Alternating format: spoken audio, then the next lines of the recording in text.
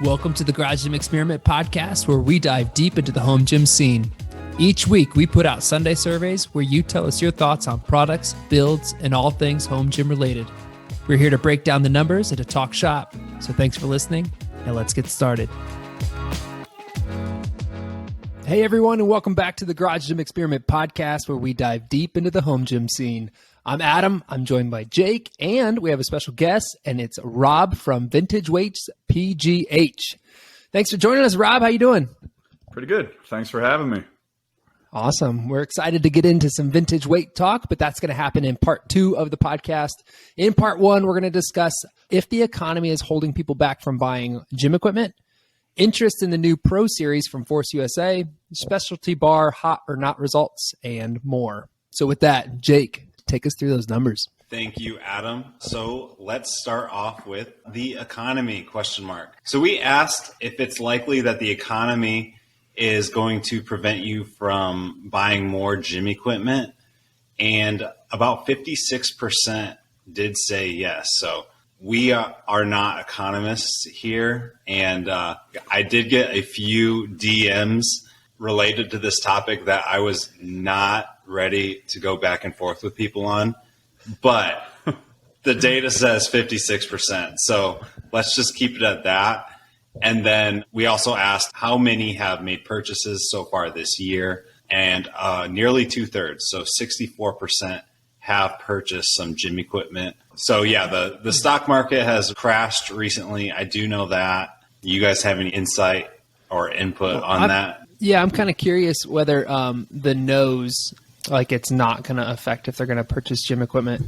Like if it's going to happen indirectly, just from like, inflation and paying more at the pump and just not having the numbers in the bank account to be able to make the purchase. They can say like, no, I still intend to make purchases. But with gym equipment prices rising and bank accounts getting smaller, it may affect, your thoughts of adding to your home gym. Suddenly, everyone wants to find some vintage weights. So that was my thought on this one. Was just it would be interesting to see that question rephrased a little bit in terms of how does the current economy affect your opinion of the used market, or make you choose to look on the used market versus buying new. And as someone who's frequently looking on the used market for weight plates, bars, you name it, there's a lot of deals to be had. And if you know how to restore things, there's definitely endless possibilities. I did just have, it's not released yet. It may be released before this podcast is released though. But I did just have a chat with a guy named Preston Wilson who installs gyms in Texas. His company is Texas Garage Gym Builders, and we kind of go back to years. So it was really good to chat with him. But one of his predictions was that the used marketplace is going to really start picking up again, especially as he's seeing it already with some of his clients over the past 2 years. They bought this gym equipment, and for whatever reason, they're going back to the gym or something like that. He's seeing some people already selling, and then is like predicting that it could open up again. So yeah, I think this probably adds to that. So that's a good point, Rob. All right. So how many people work out in your home gym? So only 35% say yes. 38% say 2, 9% say 3, and then we have 18% who have 4 or more. So those are likely with people probably coming and working out there. They may be a personal trainer or whatever. So that's what I'm guessing. Those numbers are, in terms of single people using the gym, are up slightly from when we asked about this 6 months ago. It was 32% back in November of 2021. Adam, how did you answer this question? I answered 1. She's not going to listen. No. My wife's intent was to start coming down and using it more. I don't see it happening that often. No. So we're still going to answer 1. Yeah, it happens once every 10 days. So okay. There you go. Rob, what about you?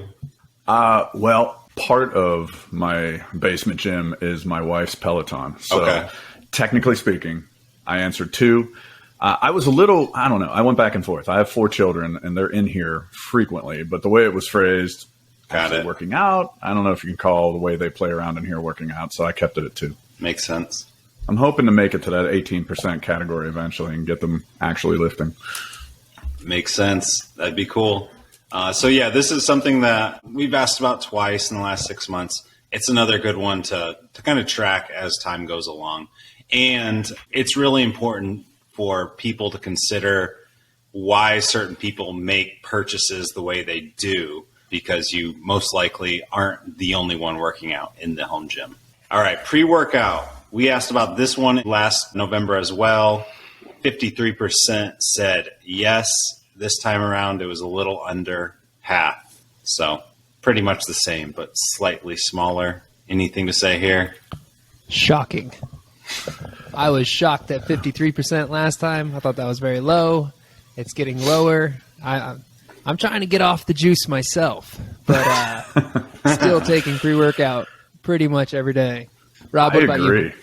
I agree, Adam. I do. I'm shocked. I thought that was going to be like at least in the 70s using pre-workout. I don't. I work out in the morning and I drink coffee, and I'm a veteran, so I think I have like latent paranoia about non-regulated substances. So, yeah, I don't know. So, yeah, coffee is all the pre-workout that I use, but I'm really kind of surprised. I thought a lot more people were using it. Nope. Maybe it's just a frequent meme. Yeah. All right. So the X15 or X20, these are the newest multifunctional racks from Force USA. We simply asked what was your level of interest. They're expensive. They are, I would say, out of the league for a lot of people, and then a lot of people just like as simple as possible anyways. So we saw about 20 to 21% say high interest for both, and they both also had about 50% say low interest. And then when asked between the two, should have thrown pictures on here, but about 2 out of 3 said they'd go with the power rack option rather than the half rack option. I think that surprised me.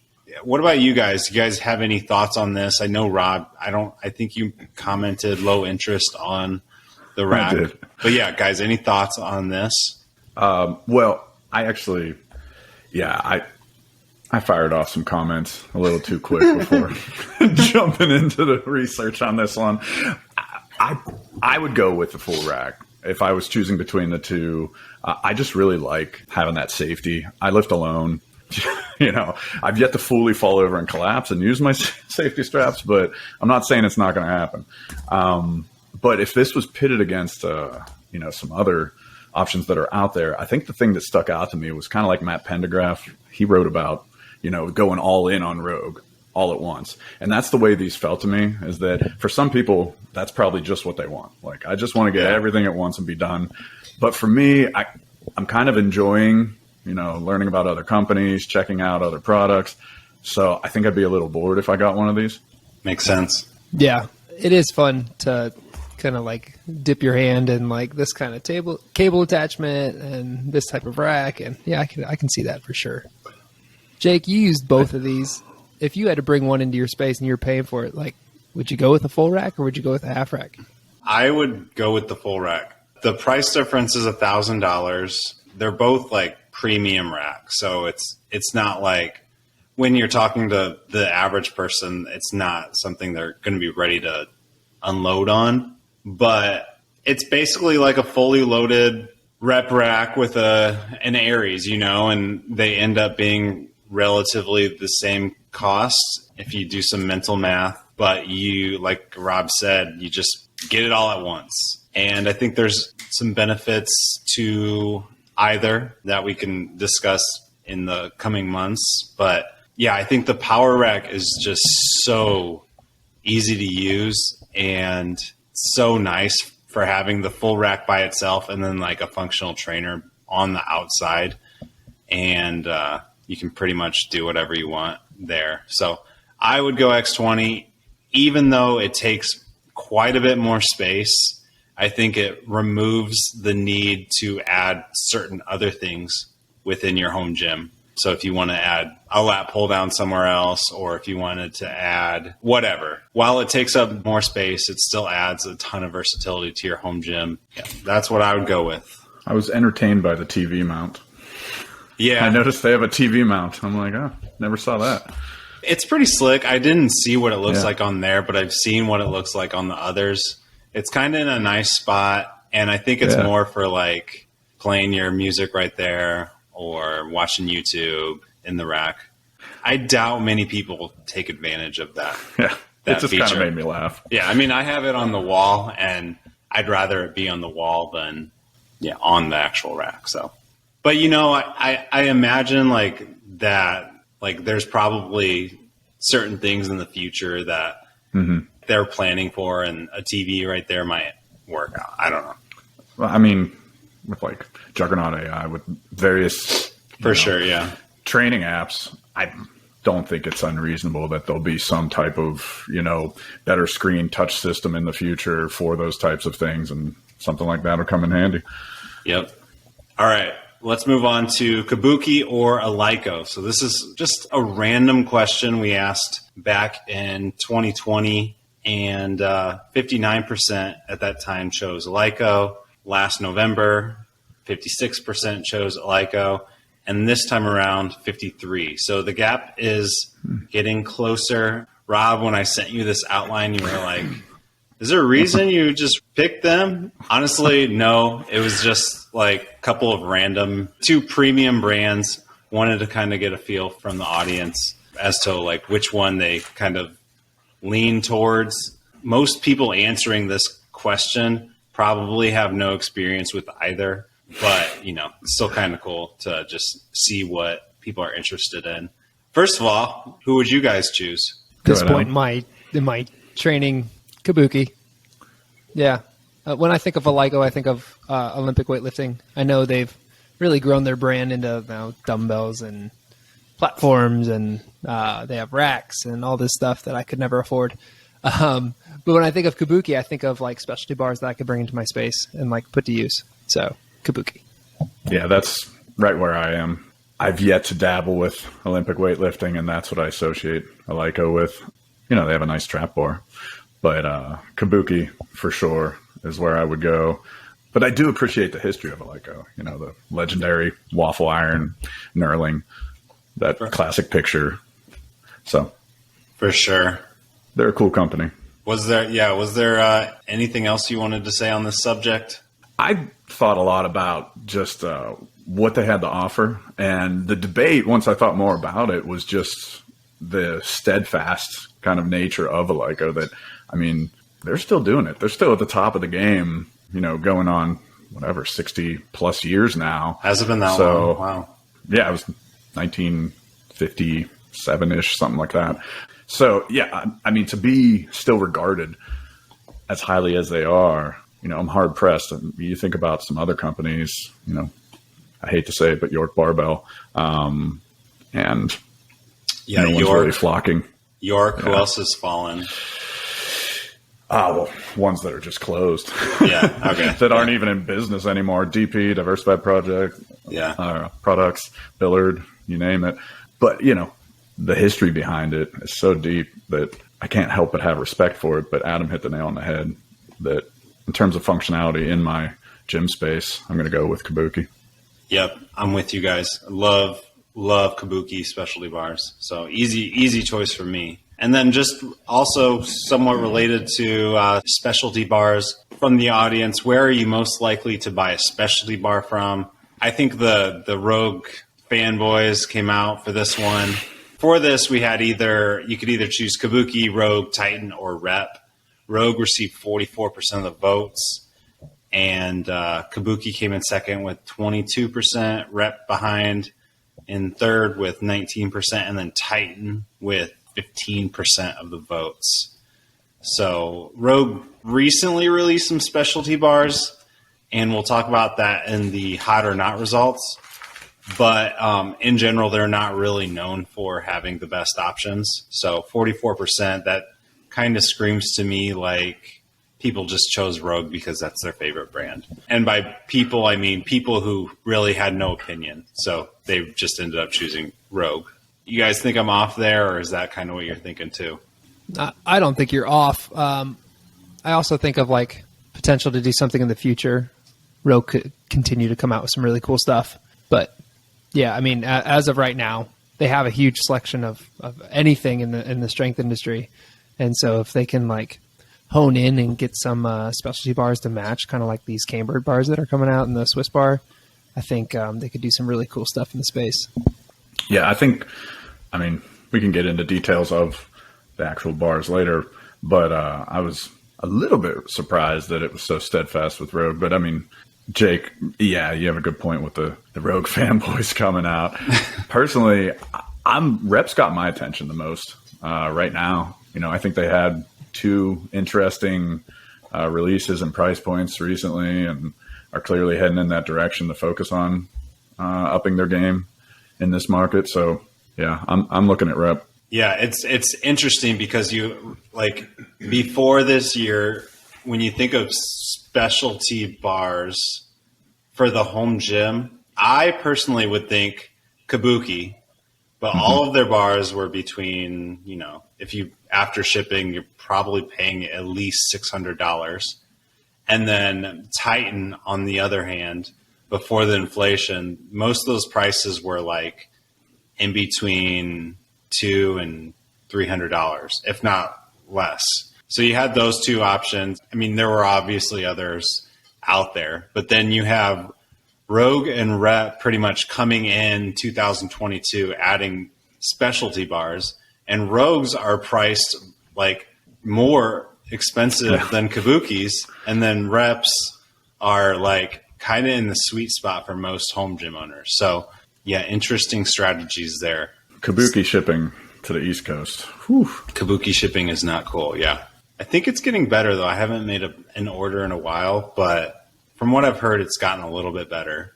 All right, let's move on to those hot or not results. For the most recent hot or not surveys, we broke it out into 2 different weeks, and then I didn't count the total amount, but I think it's like something like 25 total bars, just asked about everything from deadlift bars, squat bars, number of open trap bars, Swiss bars, etc. So just about everything.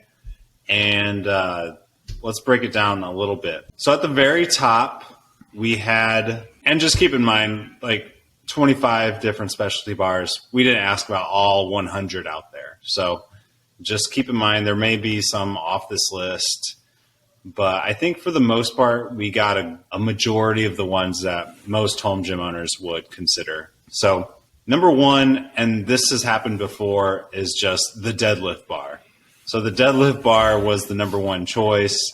80% said hot for the deadlift bar. For the picture, we used a Rogue Ohio deadlift bar. I was surprised when this first came out. Like, I think we did this last year and we got the same result, but it kind of makes sense. Just like, who's going to vote against a deadlift bar? So deadlift bar number 1. A couple other notes from at the top. So the Kabuki open trap bar beat out the Oppen deadlift bar by a decent amount for the top trap bar. The SS Yoke won the safety squat bar battle. There were a few others kind of at the top. So, for example, so the SS Yoke had about 75% hot votes. Rep SSB was at 71%. The SS3 was also made the top 10 with 67%.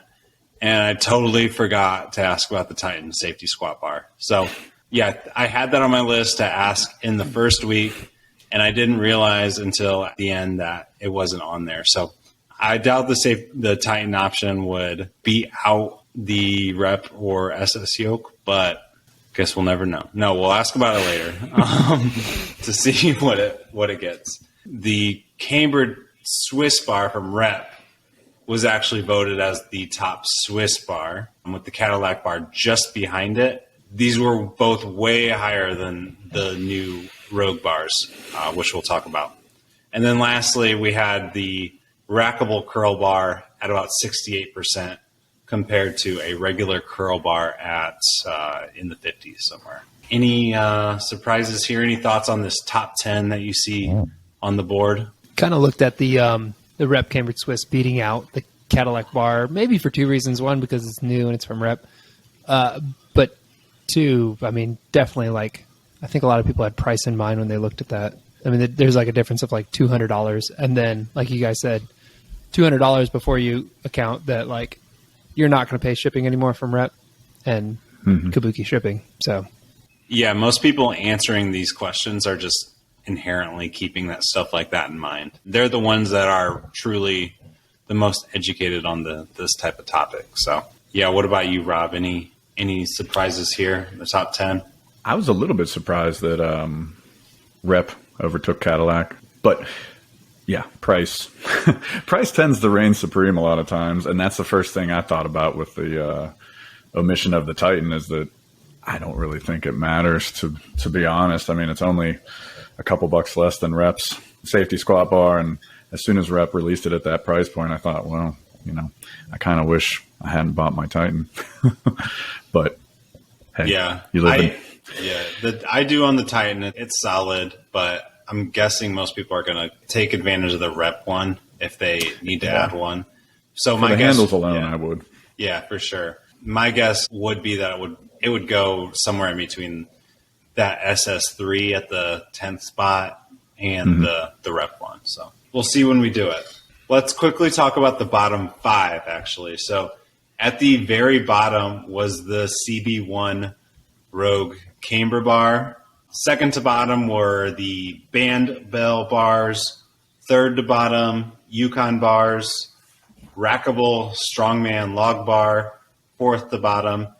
And then Rogue MG-4G, so the non-cambered Swiss bar option, was the 5th place. So overall, the new Rogue bars didn't do great. And the fact that one of them was at the very bottom was pretty surprising.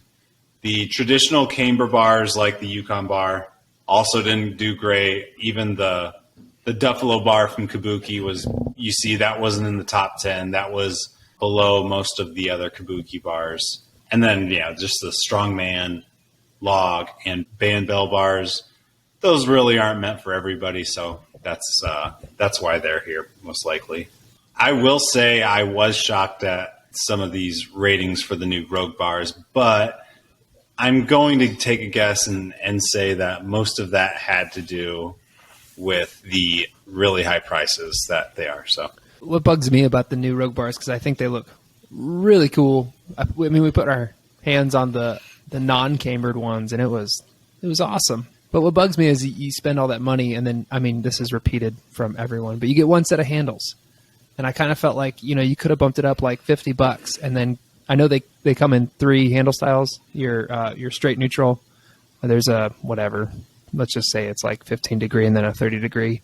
If you gave like one of each of those and then the option to buy more, it just doesn't make sense to me to get like this Swiss bar and one set of handles. And the handles, I mean, I also think they're the coolest part of the bar, that you have like this Ohio grip steel handle to put in this like black bar. It looks so cool. I'd be really disappointed to have to pay extra for more of them. Yeah, I mean, it was a bold move to release a multi-grip bar that doesn't come with multiple grips on April Fool's. I think it was on April Fool's. I like the way you say it, Rob. That's brilliant. A multi-grip bar that doesn't come with multiple grips. Brilliant. Yeah. I think maybe it's a genius marketing strategy on their part to try to all right, how do we sell this bar as a multi-grip bar without multiple grips? Oh, I know. We'll just tell people that they can move around the grips. Like, we'll give them 2 and they can move it around. That makes it multiple. But I mean, I don't know if that was the thought process, or like you said, Adam, why wouldn't they just up it by $50, and give you even at least 4 so they could say it was truly multiple grip? I've had that really just turned me off from the start. I was super into the knurled handles and very interested with all the pictures leading up to it. And then when they dropped it, I don't know. I had to go and read the description as soon as I saw someone comment I didn't believe it. I thought maybe that person was just wrong. And then did you see Basement Brandon's picture when he moved the handles? The Yes. blemished ring that left on the outside. When you get this brand new expensive bar. And he said it in his caption. He's like, it didn't bother me much. I was like, man, that would irk me to like spend that kind of money. And now I have this nasty ring on the outside. He was very fair-handed at the way he phrased that. Mine would have been a rage-filled post. Like I don't even know what I would have said the first time, because again, they're marketing this as that's one of the top selling points, that you can move these things around. And you're telling me no one in that humongous facility realized that, like, oh wait, it's going to completely mess up your bar the second that you do it. Well, not completely. I'm getting a little overzealous, but you know, it's going to mark your bar and blemish this brand new, very expensive bar. I mean, everything gets banged up eventually and dinged and scratched. It's a gym. It's not an antique shop. But on the other hand, this thing's brand new and really expensive. Come on now. Yeah, and like hearing you say that, I'm thinking like this is coming from a company who sells like boneyard bars that have blemishes, and you need a magnifying glass to like find the blemish. You know what I mean? Yeah. And to have something where like you make one little change that you said, like they market that, like change it around, and it leaves a scuff like that. Like that was rough. But I guess to save a little bit, I really thought it was intelligent what they did with their squat bar, with the bow bar. They the CB4, having it in the Arnold, you know, seeing JF Cron squat a massive amount, 900 some pounds, like it was nothing with that bar, and then whoa, I can buy it. Like, I mean, yeah, I'm very strongman influenced in the way that I lift, and I like strongman, and so that I thought that was perfect product placement. Yeah, and like as we're sitting here, like you can only bash a bar like that because it's like priced the way it is. Because like I said, like when I put my hands on it, like the thing's incredible. It's great. It's just like a few things. Like if you're going to pay that kind of money, you shouldn't have to deal with like those little things. But for sure, they're still going to sell them. And I still kind of want one. Yeah, I still want one. I'm with you guys. And I wouldn't find myself ever changing it. Just knowing myself and knowing most other people, they're not going to like want to ever change it. So like what you get is what you get. And it's most likely going to be like two different grips on each side. So, and is it a hex to change them? It looked Allen wrench, yeah. Allen wrench. Yeah, because that's the other thing someone pointed out. I can't take credit for this, but as soon as I read it, it made sense. Was just, why not have quick release knobs if that's going to be a feature? You know? Yeah, right. Yeah, I'm not sure. Hey, well, maybe they'll take some feedback. All right. Well, that's going to do it for the surveys. Anything else to add before we move on to part 2? I'm ready. Let's do it. Cool.